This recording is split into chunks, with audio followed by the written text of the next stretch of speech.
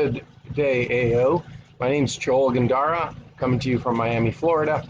And for those who don't know me, I operate multiple e-commerce websites, have a fulfillment center, and I'm now getting into software and developing a software business.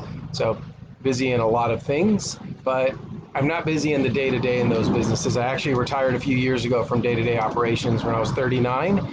And thanks to Sean Thomas and AO, I got started coaching people just over a year ago and absolutely love it. It's what I'm the most passionate about and the most fun I've had in business in my whole life. So really enjoy it.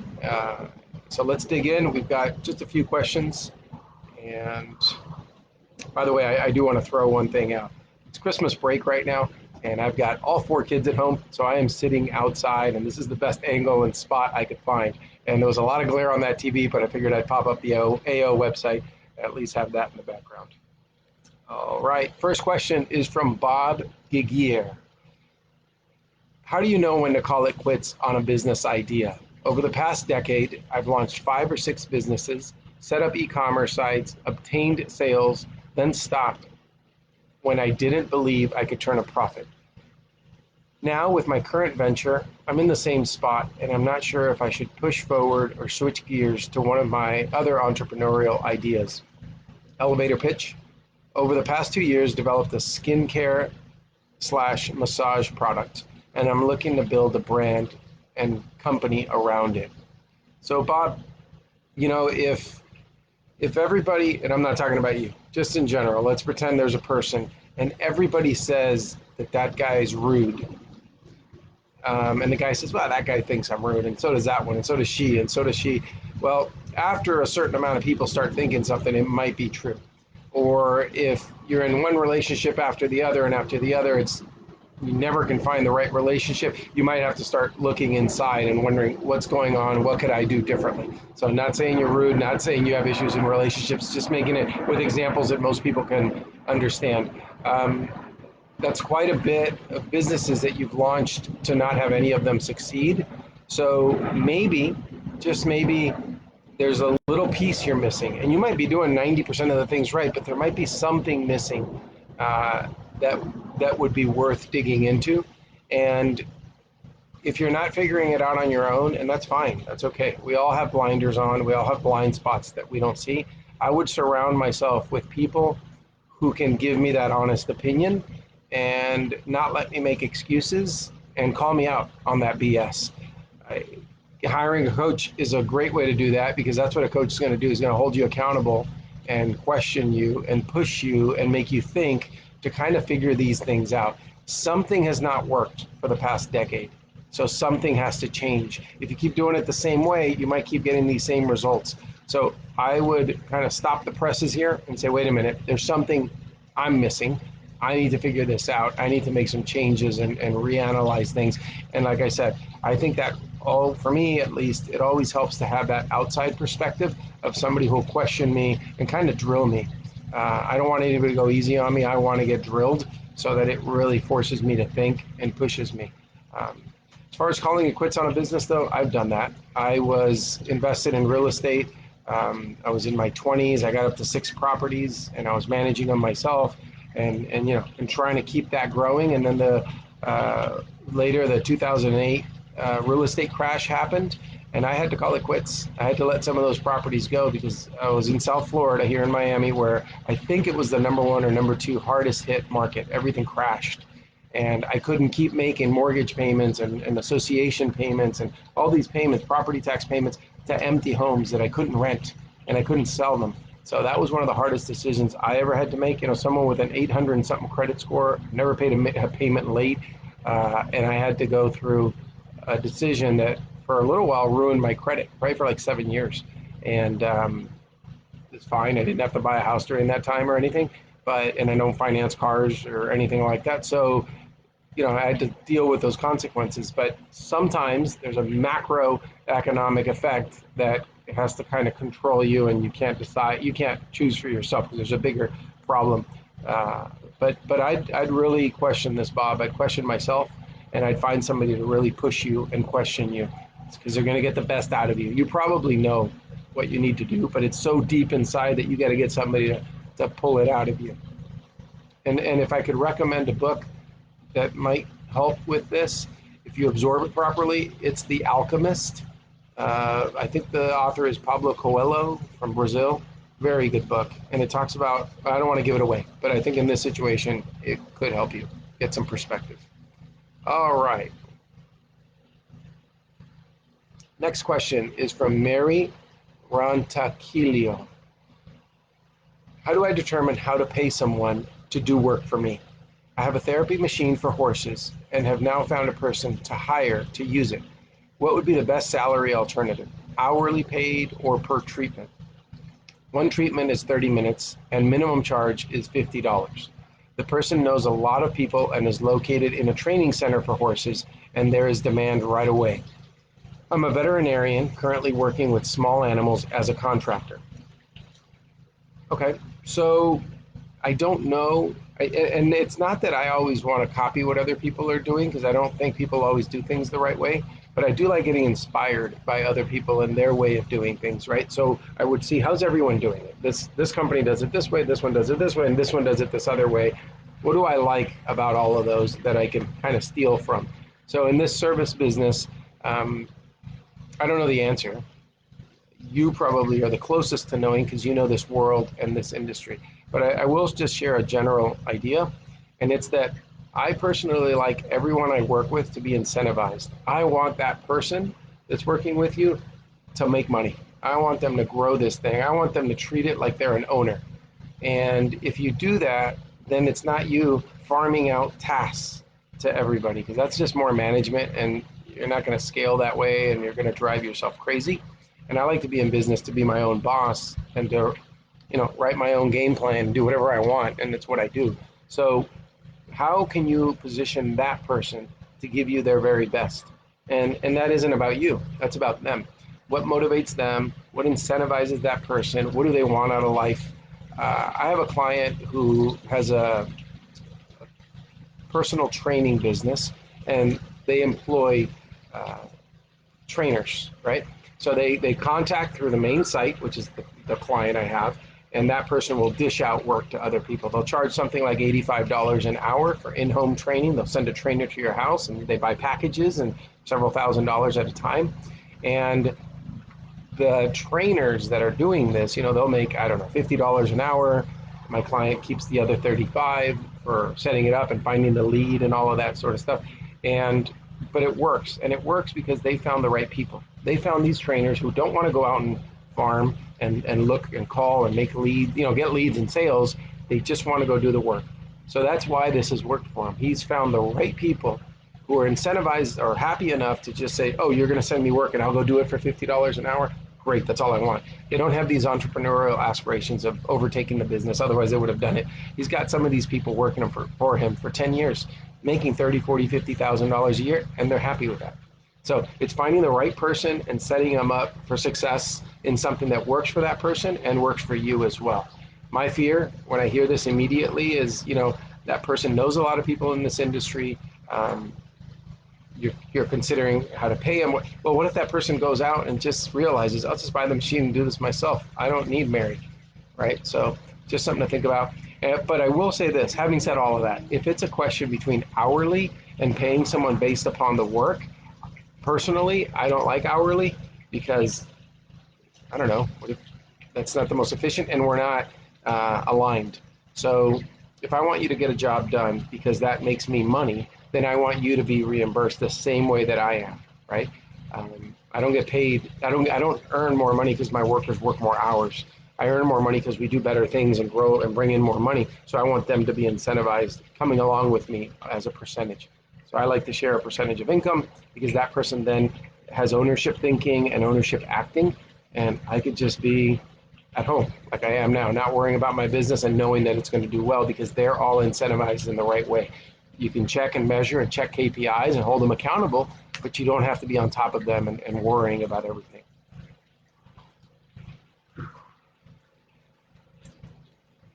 All right, and the next question is from Zach Williams.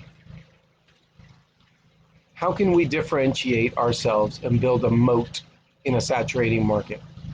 Business description and background. We sell houseplants online and provide a wealth of plant care tips and information. We were a fairly early mover in the trend, but the market is saturating and competition is increasing. Therefore, the cost of a new customer is increasing. We have been focusing on producing content, increasing our returning customer rate, and lowering our prices. But we're looking for some other ways to build a moat and differentiate ourselves in the market. Zach, as a business coach, when I hear this, and these are all, what you wrote is perfect, great concern, what you worded it very good. My curiosity meter goes like through the roof because I have so many questions I'd love to ask you and kind of get in there and understand how big do you think this business could be? What are your plans? What do you want out of your life? You know, there's so much that just goes into this. And I know that may sound crazy because you're asking this very specific thing, but there's a lot that goes into it and it all comes together. Because I'm sure you all realize as entrepreneurs, you're not this business owner that at 5 o'clock punches a time card and goes home and your mind's free.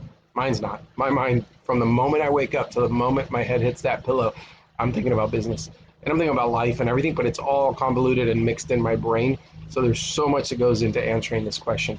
And by the way, for anybody who doesn't know, a moat, from my understanding, because I like using that word too, is pretend you have a castle up on a hill and it gets invaded. You don't want it invaded. So what you do is you dig all the dirt around the castle, fill it with water, and now it's harder to get in because you just put a bridge, a drawbridge, you let in your soldiers, close the gate, and don't let the competition inside.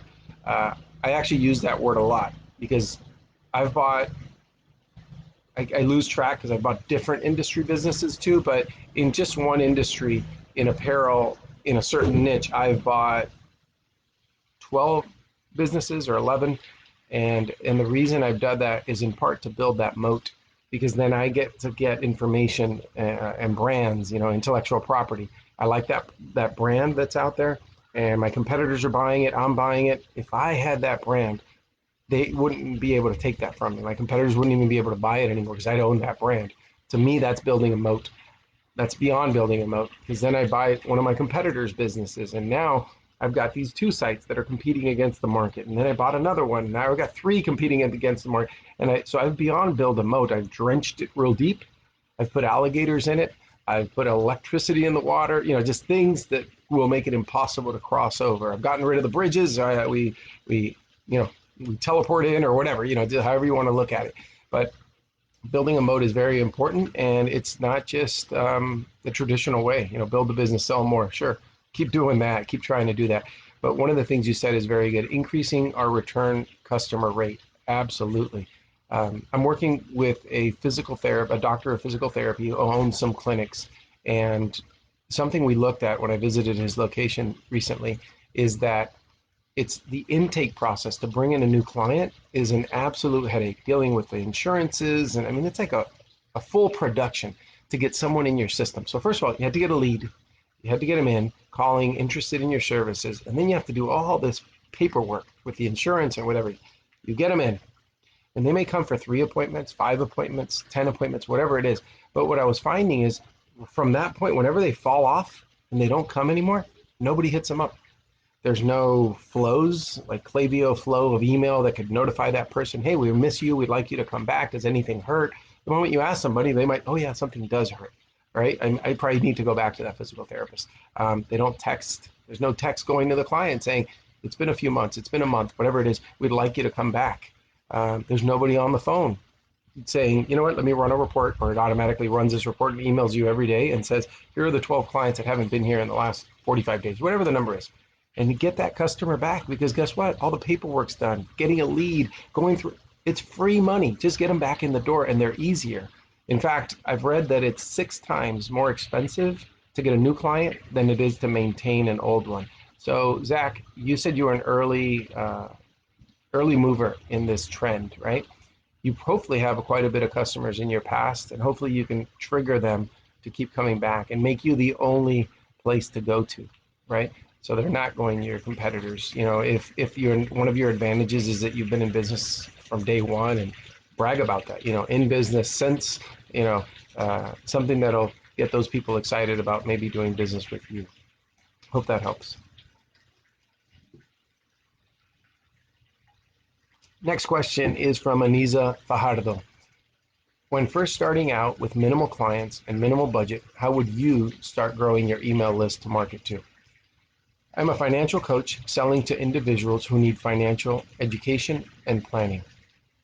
Well, Anisa, in that space, you've got to come off as the most prepared, most professional person ever. Because when you're dealing with people's money, it has to be at a high level, in my opinion.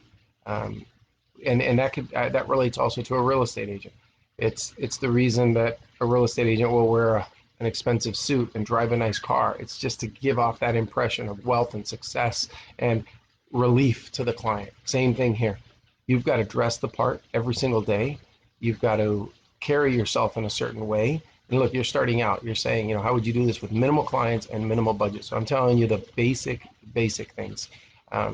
If you can't afford an expensive car, that's fine. You've got to do what you can do, but you've got to give off this illusion. It's not to fake it, but you've got to give off an illusion that you know what you're doing. And how do you best do that? By knowing what you're doing. Get to know your industry and do whatever you got to do, learn, have experiences talking to people. But here's the number one thing. It's talking to everyone. And if that means breaking out of your shell and you're uncomfortable, too bad. You want to get into this business, it's a people business, right? So I work with different people who manage money and investments and those sort of things for me, and I have to absolutely like that person. And how do you like someone? You got to get to know them. You got to have things in common. You got to not talk about yourself. You got to talk about all about them, right? And then this can start in a Starbucks line. This can start at a store. This can start with your friends and family, and then ask them for referrals, right? So you can just set appointments and go visit those people. And you're going to do this for years before you make any real money. You got to go into it knowing that. So you got to be patient for the result. Let's say your result is I want to hit $1 million in sales. Great. Be patient for that. That's going to take a while. But what you can be impatient about is the one thing you control is your effort. So if you want to be impatient, you're impatient, you want to grow this thing, you're going crazy, good, do it. Not about the result. You can't control that necessarily, but you can be impatient. You can go talk to people. You can go knock on doors. I don't know, whatever it is. Years ago, I worked for myself as a real estate agent, and I put on a suit many days, and I went door to door in my neighborhood where I used to live, and I knocked on the doors, and I introduced myself. Hey, I live 2 blocks down. My name's Joel Gandara. If you need anything ever, I'm right there. Here's my card, phone number, email, everything. If you ever want to see what your house is worth, love to help you, right? It's a slow process. It takes, you're at that door for, I don't know, 3 minutes on average. Even if they answer or don't answer, you might be there 10 minutes. Some don't answer, so you just leave a card on the door and move on. But I had really meaningful conversations. I got tremendous leads from that and got business from that. So that's how it works. You've got to put in the effort. And I'm not saying you got to go door to door. I don't know what you could be doing. You could put it on social media. You just have to be top of mind so that when people realize, and hope maybe you're the one that convinces them that they have an issue, that they need to save for retirement, that they need to pay off their home, they need to get out of credit card debt, whatever it is, that they think of you, that you're that top thing, that top number one thing. And I'll share something with you. When I was a real estate agent, this is before social media was big, but I did a couple of times get really upset that friends of mine I found out sold or bought a house without me. They used a stranger, they used someone else, and I couldn't believe it. In the beginning, I was upset at them. Then I got upset at myself because I realized I was in control. I did not make myself top of mind. I did not make myself the person they thought of when they thought about real estate. And whose fault is that? That's mine. I should have been mailing a card every 6 months to them, right? To everybody, so that they're so reminded, not annoyed, but reminded in a nice passive way where they get a little reminder, a calendar in the mail, whatever it is, that they get that person to always be the one they call to when they want to buy or sell a house. So in this case, when they think about money and managing it, you're the person that they think about. Next question is from Abraham Marcos. At what point am I crossing the line between boss and employee? I recently hired a new employee.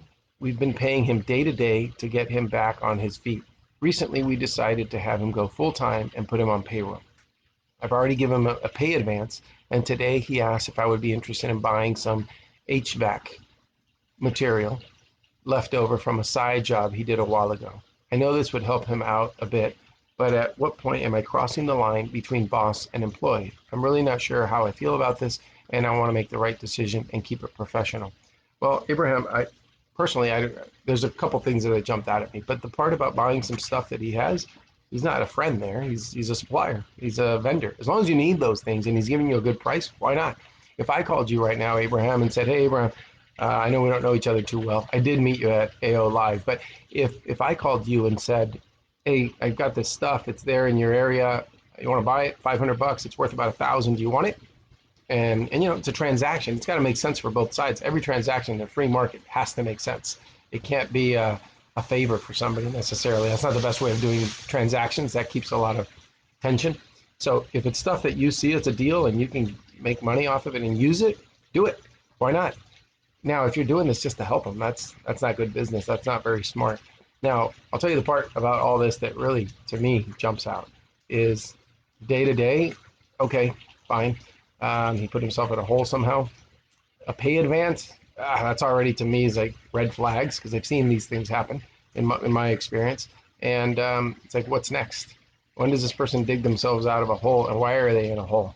Um, you know, it, I question those things because if someone's in that bad of a hole, they're either going to work like hell and be the best employee you've ever seen, or they're going to do questionable things because they put themselves in that hole. And most people I meet get in a hole and then they go in another hole and another hole, and it's all personal responsibility and just lack of good decision making. So be very careful because I've hired a lot of people and I've seen things like this, and I've given some advances and then the person just disappears on me, and I mean several $1,000s to employees who've been around for a few months and they're doing okay and they ask for money and then they're gone. So I'm not saying to everybody. I'd loan $50,000 to some of my employees right now if they asked me for it, and I know I'd be fine. But just saying to be careful because for the most part, most people are in the situation they deserve to be in life for a reason. Obviously, there's tragedies and there's accidents and there's bad things that can happen to anybody, any good person. But for the most part, think about it. Abraham, you're successful and you have this heating and ventilation and air conditioning company in Southern California, and you're doing well. And that's because of all the effort you've done. You're not living under a bridge for a reason. Somebody living under a bridge, there's a reason for it. Someone succeeding like you and a lot of the people here are, there's a reason for that. So just be cognizant of that.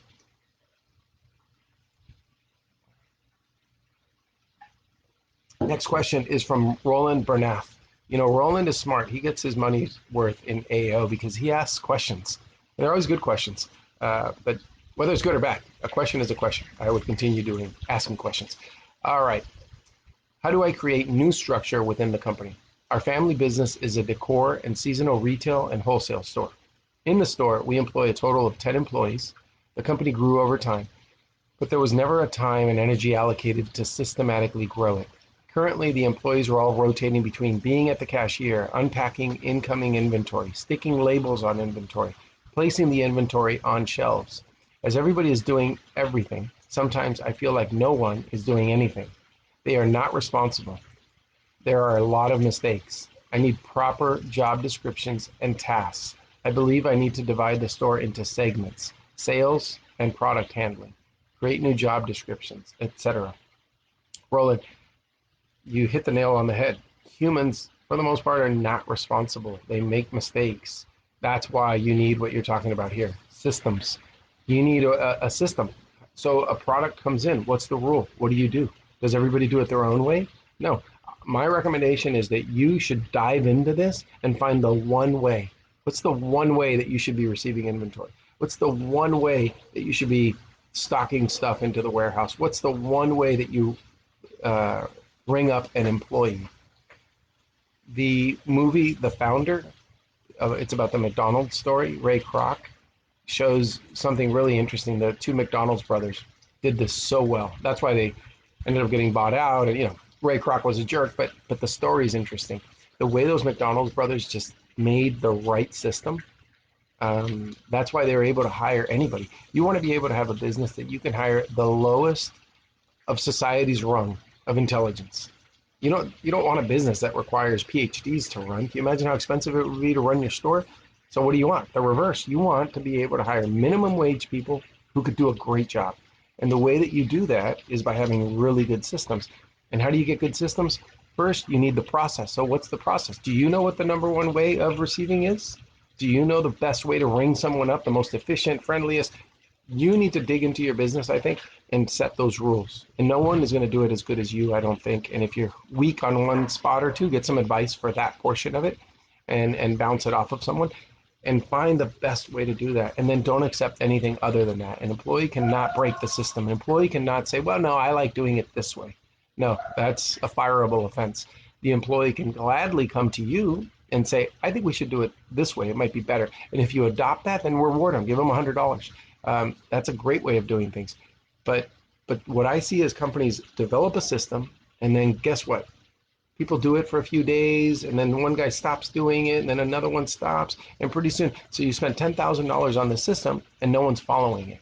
So again, a system is imperative. You have to have a good system. But number one is, what's the process? And that process could be manual. In the beginning, it could be manual. Just find the right process, and then we can talk about automating that process.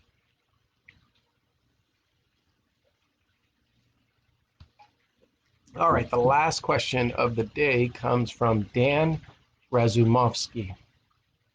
For generating leads, what would be the best way to spend money? Home Advisor?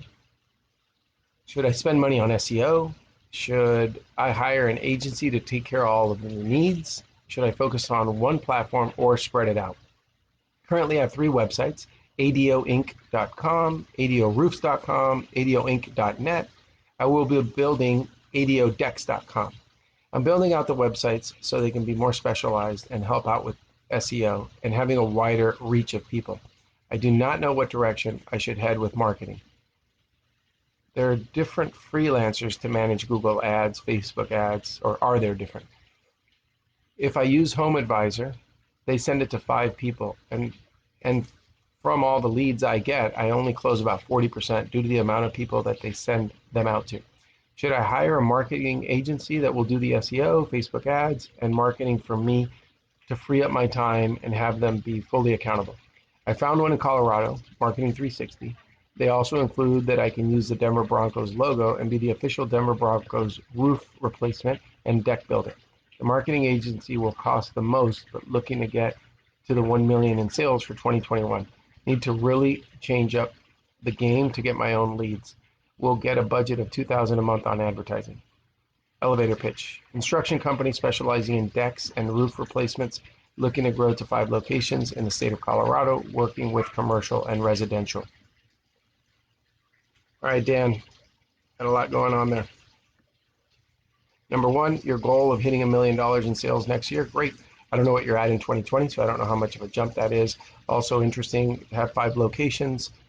None of those talk about my favorite thing, which is profitability. Hitting $1 million, 10 million, 100 million, good if it's profitable. Because I can double my sales tomorrow in my business. I literally can flick a switch and double my sales. The problem is I won't be profitable because I'd have to do major discounting, spend a ton on ads, and I don't eat, I don't live off of the top line sales. I live off of the profitability of my businesses.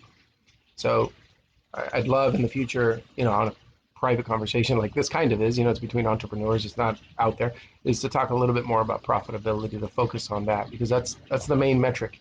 If you're going to invest in these Facebook ads and Google ads and all of this, that's fine, but make sure that they're converting, that you're profitable, that you're not overspending. Because having these big top line goals leads people, I see this all the time, to make poor decisions to achieve that. And then they achieve that, and big deal. So let's say you're doing $500,000 right now in sales, total sales, and you're netting 100,000. Okay, you're doing okay. What if you double the business and you get to $1 million, but you had to spend so much to get to that now you're making 50,000 total, because that extra $1 million actually lost you money, right? So be very careful about that. And as far as, I don't think anybody can give you an answer unless they're in your industry, a competitor, and he just opens up and tells you everything about him. So Home Advisor, sure, that could be a good way. SEO, maybe. SEO takes 6 to 8 months to start seeing results. So as long as you're patient and and you start you got to figure out, first of all, what words you want to rank for, right? And then once you're ranking, or let's say you're number 50 on new roof in my area. Well, make sure that next month you're number 49 or 48 or 47, and yet you are seeing improvement. And there are tools out there to see your SEO and how it's going. whatever agency you use for the SEO should be able to help you with that, but I would independently have software.